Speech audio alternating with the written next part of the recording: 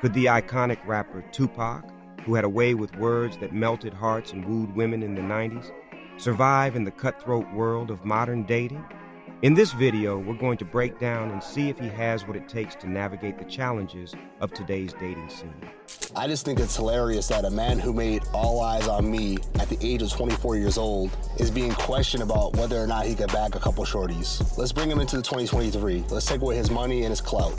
All he has is his looks and his character. Let's just go off of that, right? You don't think of Tupac based off his creativity, his wordplay, his mentality as a man, despite him even being short, is not bagging a few of them? We as a society have strayed away from real life interactions to the point where we think if you don't have money, clout, looks, and all this bullshit, that you're not able to pull a girl. It's funny to think about 20 years ago, online dating wasn't even a thing. From what I understand, you either had to meet women through friends or you had to meet women through bars and clubs. You had to really get out there to meet people. Nowadays, we got to the point where we think that game and having a mouthpiece is no longer relevant. Game theory where it's all about communication and volume and quota prompting and doing this and that, like these old school dating PUA tactics. The truth of the matter is this: if Tupac was in 2023, he would have pulled a dime within the first week he was back on Earth. Tupac is a good example of when I say men are a dying breed. And being a man isn't like you can just pick up girls. Being a man means that you're able to do things when you don't want to do them.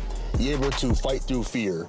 You're able to do things that other men won't do. Approaching a woman in 2023 is damn near like a superpower to some people. You must be a talented thief because you stole my heart from way over there. Oh, Lord. Oh, my God. You like that one?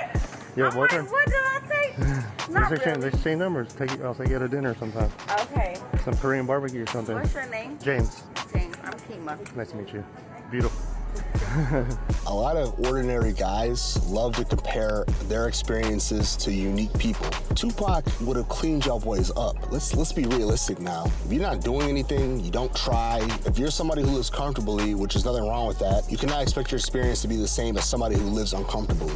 Let's take an average dude who works out 3 times a week, doesn't eat right, doesn't train hard, and then he sees somebody who's built. A lot of times the first accusation he comes up with is that the dude's taking steroids because he looks bigger than him. And that's because he's comparing his own workout experience with somebody who's really living it and really doing the things that are comfortable, doing things he won't do. So a lot of times he's projecting on his reality onto that other person. An average man is talking about a man who's above average. You guys cannot relate. What's one thing you gotta remember about Tupac? He was a rapper, he was an artist. He's a professional wordsmith. The same words that made him a GOAT by the time he was 25 will be the same words that have a shorty's panty slipping off of her. I have no doubt in my mind that Tupac could have been 5'1", looking like Courage the Cowardly Dog, and still would have been bagging shorties. I'm trying to tell you guys, just the way he was thinking, the way he was speaking, would he have gotten every shorty? No, but nobody gets every shorty. It's just not gonna work. It's just not how life works. Nobody's pulling every shorty they get. And the last thing I want to say about this topic is that Tupac stood on who he was, not what he had. You know, he would obviously wear his jewelry, you know, ride around in those crazy whips back then. The end of the day is this: you could have took it all away from him, and he would have still been the same dude that he was before he got it. He was just comfortable being him. That's not something you could fake.